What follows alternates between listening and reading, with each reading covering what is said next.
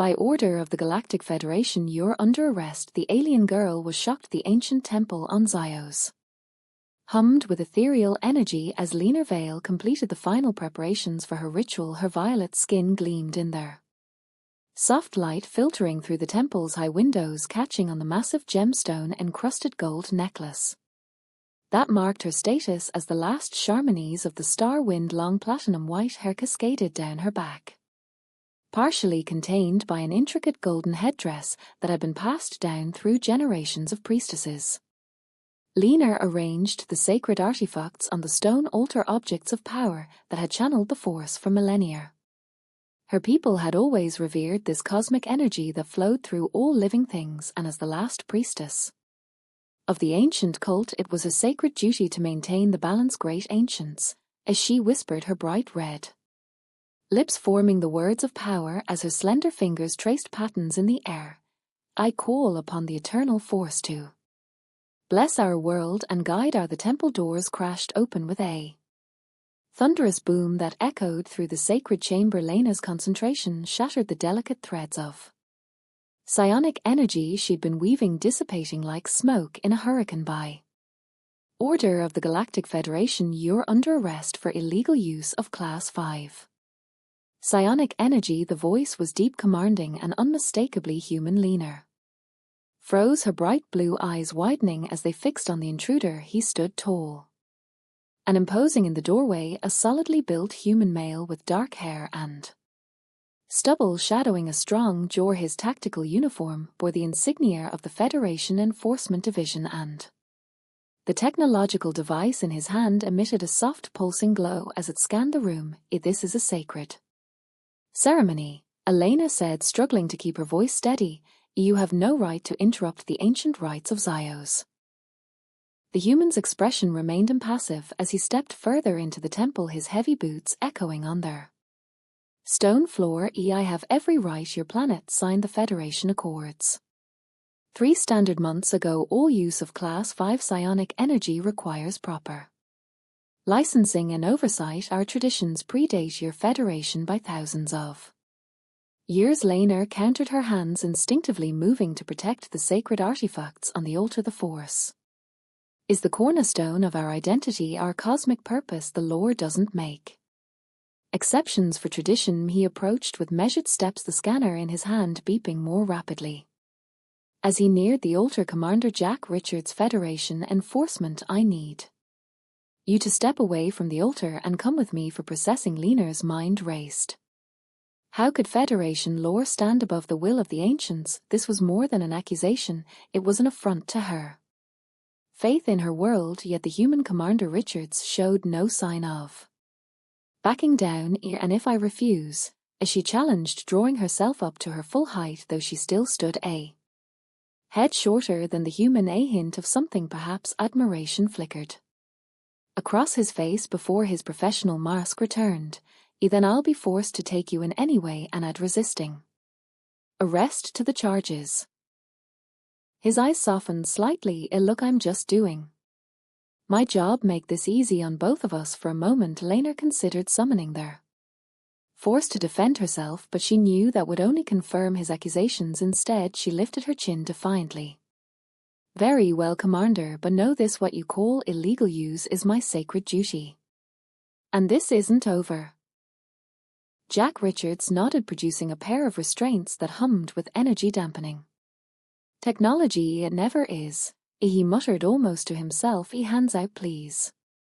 As the cold metal closed around her wrist, Lena felt a momentary disconnection from the Force, a hollowness that made her gasp. The human's eyes met hers, and for an instant she thought she saw a flicker of doubt. For what it's worth, he said quietly, I've never arrested a priestess before. And I, Lena replied with a hint of defiance, have never been arrested by such a presumptuous human. A corner of his mouth twitched upward. First time for everything, I guess. As he led her from the temple, Lena cast one last look at the altar where generations of Charmonesses had communed with the Force. This was more than an arrest, it was their beginning of a battle for the soul of Zyos itself. And Lena Vile, last Charmoness of the Star Wind, had no intention of losing the Federation outpost on Zyos. Resembled a metallic tumor amidst the planet's flowing organic architecture, Jack Richards escorted Lena through cold, sterile hallways that pulsed with artificial light, a stark contrast to their warm ambient glow of her temple. "A processing, is this why?" Jack said, his hand maintaining a professional distance on her elbow. The energy-dampening cuffs around her wrists had severed her connection to the Force, leaving an emptiness that made her stomach clench. "Your Federation builds without soul," Elena observed, her violet skin appearing almost pallid under the harsh lighting. "No wonder you cannot comprehend our ways." Jack's eyes flickered to her face. "The Federation comprehends plenty. That's why we regulate psionic energy." "You mean control what you fear," she countered. "The processing room contains several other detainees, a gray-skinned elder with intricate facial markings, a pair of ambery twins with matching ceremonial robes, and a broad-shouldered male whose deep blue skin was adorned with luminescent patterns." "A more practitioners?" Lena asked, taking their seat. Jack indicated. "All arrested within the last standard week," it confirmed the blue-skinned male. "I am Thorn High, channeler of the Western Isles line of Vale, Shamaness of the Star Wind." Thorn's eyes widened. "The last Shamanist. Your arrest is a grave insult to our traditions. The Federation doesn't recognize religious exemptions for Class 5 energy manipulation," Jack interjected, though something in his tone suggested discomfort. "Then perhaps the Federation should not have been so eager to absorb worlds whose cultures they do not respect," said the elder, his voice like gravel. Jack frowned. "I'll need to process each of you individually." "Shamaness Vile, you're first." He led her to a small adjoining room equipped with scanning technology and a data terminal. When the door closed, Jack's professional demeanor suddenly shifted. "Look," he said, lowering his voice, "I'm just doing my job, but between us, this recent crackdown isn't sitting right with a lot of officers." Lena studied him, noting the tension in his jaw. "Yet you enforce these laws for..." Now he activated the scanner, which hummed as it assessed her biometric data. "The Federation isn't perfect, but it's brought stability to thousands of worlds. At what cost?" Lena challenged. "Our traditions preserved balance on Exios for millennia before your arrival." Jack's fingers paused over the terminal. "The records show 17 planetary-scale disasters on Zios in the last century alone. Energy storms, tectonic instabilities, all linked to psionic activity. Natural fluctuations in the Force," Lena corrected, "which we shamans have always managed to rearm through our rituals with decreasing success." According to the data, Jack met her gaze directly. "Your order once numbered in there thousands. Now there's just you." The observation struck deeper than Lena wanted to admit. "Few young people seek the old ways now." Even before the Federation came, technology was replacing tradition. Something shifted in Jack's expression, a softening. "That's often how it goes. My homeworld had its own traditions once, had progress," he said, the word carrying unexpected weight. Their scanner completed its cycle with a soft chime. Jack reviewed the results, his eyebrows rising slightly. "Your psionic signature is unusual, even with the dampeners you're registering. Higher readings than most practitioners." Lena smiled faintly. "The Force flows strongly in my bloodline." Jack looked at her with renewed interest. "Is that why you're the last Shamaness? The power requirements are too high for others?" Perhaps. She leaned forward, the movement causing her golden necklace to catch the light. "Or perhaps the forest chooses its vessels carefully." Their eyes locked, and something electric passed between them, a connection that transcended their roles as captor and captive. Jack cleared his throat, breaking the moment's standard procedure requires a physical examination, he said, his voice slightly rougher than before. "How thorough is this examination, Commander Richards?" Lena asked, a hint of challenge in her tone. A flush crept up Jack's neck. "Medical scans only." "And it's Jack." She repeated the name, feeling strangely intimate on her tongue. "On Exios, using one's personal name is reserved for those with whom one shares closeness." His eyes darted to her lips, then quickly away. "Federation protocol recommends using given names to establish rapport with detainees. Is that all this is?" "Protocol." Lena allowed her fingers to brush against his as he Adjusted the scanner settings. The brief contact sent a surprising warmth through her body. Jack's breathing changed subtly. "You're making this difficult." Good, she smiled. "Difficulty often precedes understanding." The scanner hummed again as it processed her physiological data. Jack studied the readouts with excessive focus and clearly trying to maintain professional distance. "Your species is remarkably similar to humans," he observed. "More so than most Federation races. The Force shapes life towards certain harmonious patterns," Lena explained. "Or perhaps the universe simply appreciates beauty in familiar forms." Jack's lips quirked. "That's not very scientific. Not everything valuable can be measured by your instruments." Jack, as if to prove her point, the scanner beeped in confusion, its readings fluctuating despite the dampening cuffs. "That's not possible," Jack muttered, recalibrating the device. "The cuff should be blocking your connection." Lynn's smile deepened. "The Force finds its way like water through stone." Jack stared at her with a mixture of professional concern and personal fascination. "You're not like any prisoner I've processed before." "And you," Lena replied, "are not like any Federation officer I imagine. There's doubt in you. I can sense it even without the Force." Jack's jaw tightened. "My job is to enforce the law, not question it." "Yet here you were questioning." Before he could respond, the door slid open. A stern-faced officer appeared, his insignia marking him as Jack's superior. "Commander Richards," he acknowledged curtly. "Their other practitioners are being transferred to the central facility for further assessment. Need this one as well?" Jack frowned. "Sir, standard protocol for first offenses has been superseded by new directives." The officer interrupted. "The Science Division has expressed particular interest in the subject." Lena felt a chill at his words and at being referred to as a subject rather than a person. Jack's posture stiffened. "I'll complete the processing and prepare her for transport, Captain." When they were alone again, Jack's expression had hardened into something unreadable. "What is this Science Division?" Lena asked quietly. Jack's eyes met hers, and the conflict within them was answer enough. Jack completed Lena's processing with mechanical efficiency, his face a carefully constructed mask that revealed nothing of the turmoil beneath. Only when they were alone in the transport corridor did he speak in hushed tones. "Listen carefully," he murmured, pretending to adjust her restraints. "If the transport leaves in 20 minutes, when you board, sit in the third row left side." Lena's blue eyes widened slightly. "Why?"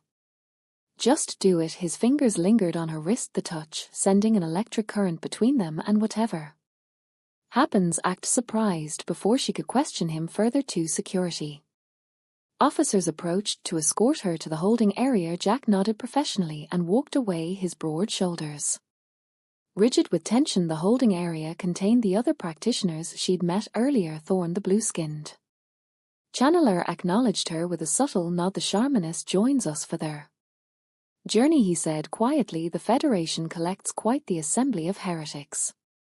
"Not heretics," corrected the grey-skinned elder. "Guardians of knowledge. They're too afraid to understand." Lena settled beside them. "What awaits us at this Science Division?" Their amber-eyed twins exchanged glances. "They study psionic ability," one whispered.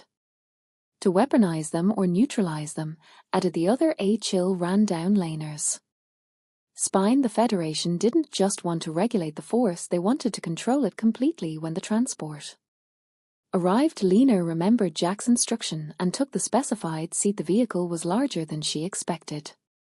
With about 30 seats arranged in rows, most remained empty as the small group of prisoners was secured in place. As their transport hummed to life, a Federation officer she hadn't seen before took the seat beside her. He was human, older than Jack, with silver threading through his dark hair and lines etching his face. "Don't react," he said under his breath as the transport lifted off. "I'm Commander Harlow. Jack sent me." Elena kept her expression neutral. "Should I be impressed?"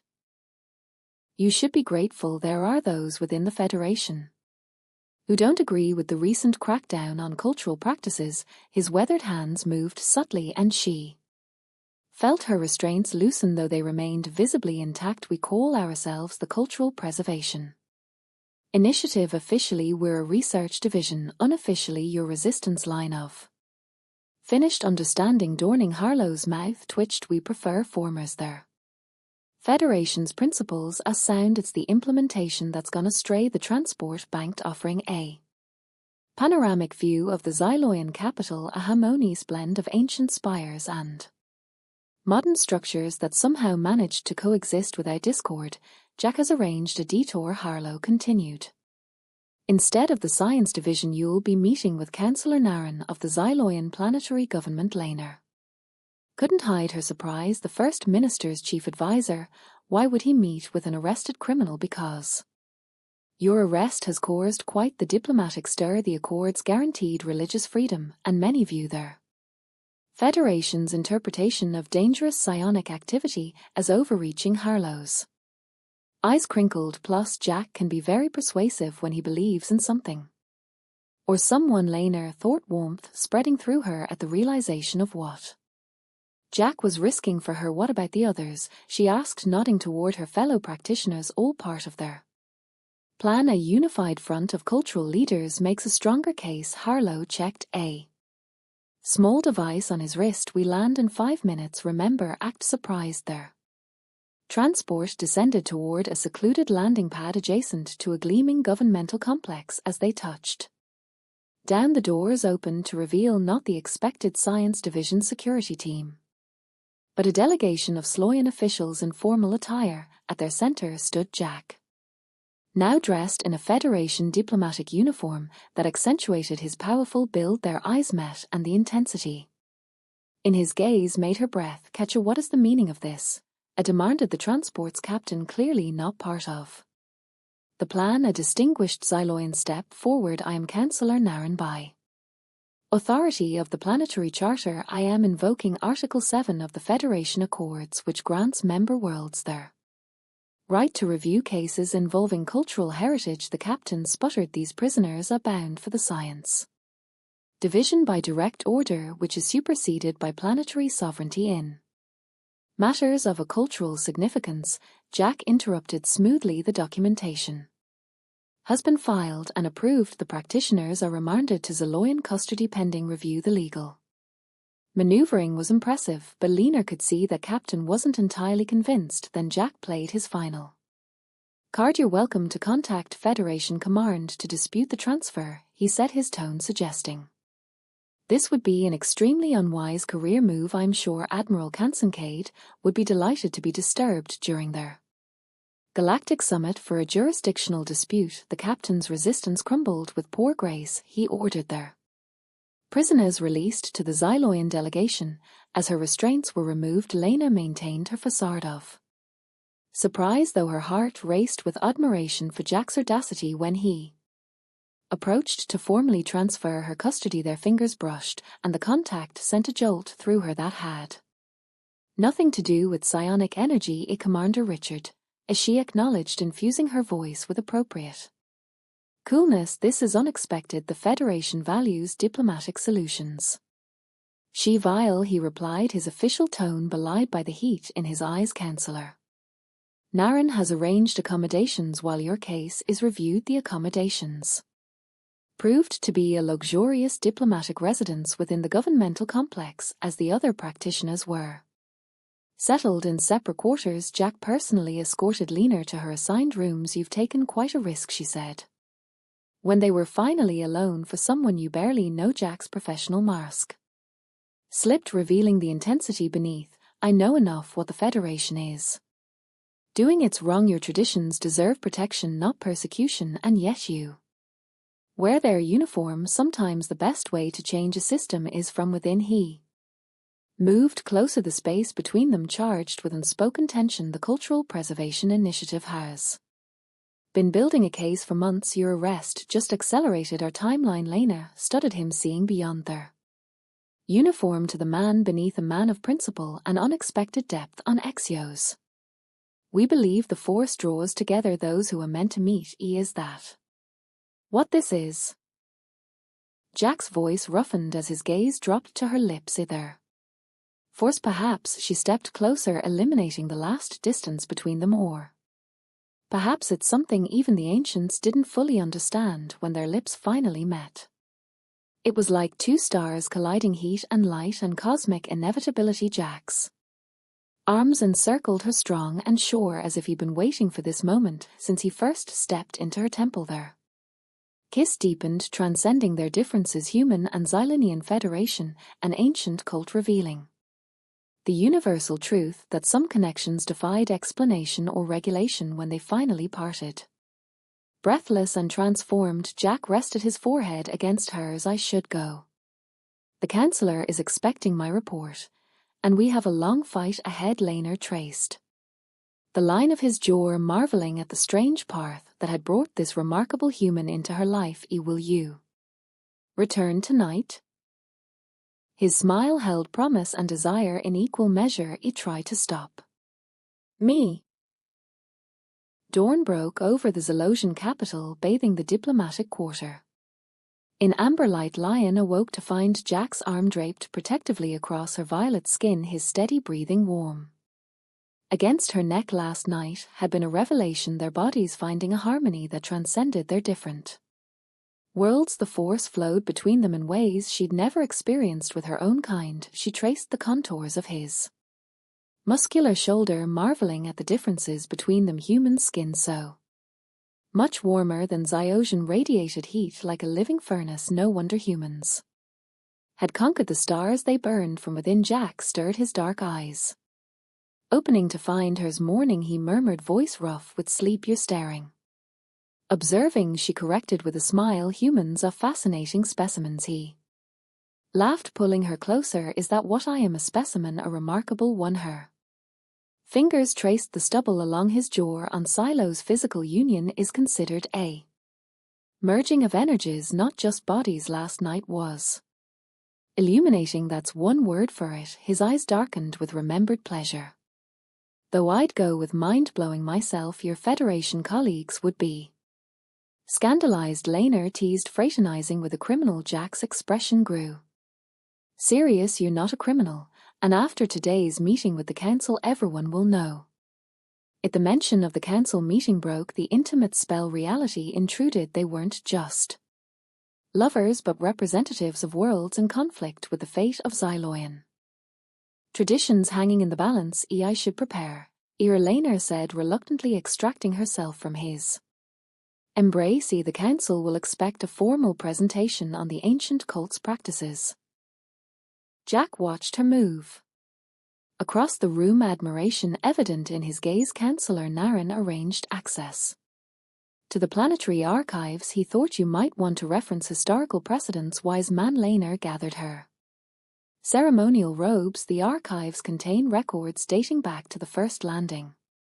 If there's evidence of the Force's importance to Zyos, it will be there. I'll escort you after breakfast, Jack offered, rising from the bed. The morning light accentuated the defined muscles of his torso, and Laner found herself momentarily distracted. Human physiology was truly remarkable. Is C something you like, Charmanese? Jack asked, noticing her appreciative gaze. Merely conducting comparative xenobiology, she replied primly, though her blue eyes sparkled with mischief. Is that what they call it on Zyos? He closed the distance between them, his hands settling on her waist. Because on Earth we call it something else entirely. Their lips met in a kiss that threatened to derail their morning plans completely. With reluctance, Laner eventually pulled away. The archives. Commander, duty calls. Duty always does. He sighed dramatically, though. I'm starting to prefer off-duty hours. The Xyloian planetary archives occupied an ancient structure at the heart of the capital, a towering spire of living crystal that pulsed with stored knowledge. Inside, data terminals interface with traditional scroll repositories, bridging old and new in typical Xyloian fashion. The Federation's cultural database has nothing on this, Jack admitted as they were led deeper into the archives by a robed attendant. Our records on silos barely scratched the surface. Your Federation excels at cataloging the measurable, Lino observed. The Force defies such categorization. The attendant brought them to a secluded chamber lined with ancient texts. Either Shamaness has full access as requested by Chancellor Naren, he informed them. Before departing, Lena immediately moved to a section of scrolls marked with a symbol of her order. These contain their earliest accounts of force manifestations on Zyos, as she explained, selecting one with reverent hands, dating back before we understood what we were experiencing. Jack examined a nearby data terminal. I'll search the planetary disaster records. If we can establish a connection between your rituals and planetary stability, we'll have concrete evidence for the council. They worked in companionable silence, occasionally sharing discoveries. Jack's methodical approach complemented Lena's intuitive searching, and together they assembled a compelling historical narrative. Jack. Lena called, suddenly her voice tight with excitement. Look at this. She had unrolled an ancient star chart. On the central table, symbols marked specific celestial alignments with notations in an archaic Zeosian dialect. What am I looking at? Jack asked, moving to her side. The cosmic convergence, and a rare alignment that occurs once every 7 centuries. Her finger traced a pattern on the chart. According to these records, it creates a surge in the force that must be channeled properly, or what? Lena's expression grew grave. Or the planetary shield fails. Shield? What's shield? She pulled another scroll forward. These accounts describe a veil of protection that surrounds Zyos, shielding it from their hunger between stars. The ancient cult's primary purpose wasn't religious devotion, it was planetary defense. Jack's brow furrowed. You're saying your rituals maintain some kind of protective field around the planet? Not just any rituals. Specific ones performed during key celestial alignments. Lena's hands trembled slightly as she unrolled another scroll, and according to this chronology, the next convergence is approaching within the month. Jack accessed the terminal, cross-referencing the dates. Federation sensors have detected unusual stellar activity in this sector. They've attributed it to normal cosmic radiation. But if what you're saying is true, then suppressing our traditions isn't just cultural erasure, it's potentially catastrophic. Lemaitr's eyes, their implications clear. Without the ritual, Zyos is defenseless. Jack's tactical mind immediately grasped the strategic significance. This changes everything. We're no longer just arguing for cultural preservation but planetary security. He took her hand, his expression intense. The council needs to hear this immediately. As they gathered their evidence, Lena felt the force stirring around them, as if responding to their discovery. The connection between them seemed to amplify her awareness, making her wonder if Jack, despite being human, might have some sensitivity to the energy she manipulated. Jack, as she said softly as they prepared to leave, last when we were together, did you feel anything unusual? He paused, considering. Besides the obvious, when she maintained her serious expression, he continued more thoughtfully. There was a moment when everything seemed to resonate, like being at the center of a perfect chord. Lena nodded, excitement building. The force responds to harmony between people, planets, energies. What if our union somehow enhanced my connection? What if that's why I was able to find these records so quickly? Jack looked skeptical but open. You think our intimacy has cosmic implications? I think, Lena said, touching his face gently, that the universe works in ways your Federation has barely begun to comprehend, and that you and I together might be exactly what Zyos needs right now. The intensity of the moment was broken by Jack's communicator chiming. He checked it, his expression darkening. It's Harlow, there's a problem at the council. We need to move now. As they hurried from the archives, the scrolls carefully preserved in a secure case, Lena felt a growing certainty that their discovery and their connection was no cosmic accident. The Force had brought them together for a purpose, and the battle for Zyos' soul was about to begin in earnest. The Xyloian Council chamber erupted in chaos as Jack and Lo arrived. Federation officials in crisp uniforms faced off against Xyloian councillors in traditional robes, their voices rising in heated debate. At the center stood Admiral Voss, a steel-haired human whose reputation for hardline enforcement preceded him. The Science Division has jurisdiction in matters of psionic security, Voss was saying, his voice cutting through the chamber. The practitioners must be remanded to Federation custody immediately. Councillor Naren maintained remarkable composure with respect Admiral Zeosian. Sovereignty was guaranteed in the Accords. These practitioners fall under our protection. Sovereignty doesn't extend to planetary scale. Energy manipulation Voss countered, especially by unregulated individuals. Commander Harlow spotted Jack and Lena at the entrance and hurried over. Admiral Voss arrived with a security detachment an hour ago. He explained in hushed tones, his invoking emergency powers to override the diplomatic arrangement. Jack's jaw tightened. Perfect timing. We've just discovered why the Federation should be protecting these traditions, not suppressing them. Before Harlow could respond, Admiral Voss noticed their arrival. Commander Richards, he called, his tone deceptively pleasant. How convenient. Perhaps you can explain why you diverted prisoners bound for the Science Division. All eyes turned to Jack as he stepped forward. Lena at his side. New evidence has come to light, Admiral, evidence that changes everything. We thought we knew about Xyloian psionic practices. I'm not interested in cultural apologetics, Commander. This isn't about culture, Jack replied, nodding to Lena to present their findings. It's about planetary security. Lena stepped forward, her violet skin luminous under the chamber lights. She placed the ancient scrolls on the central table and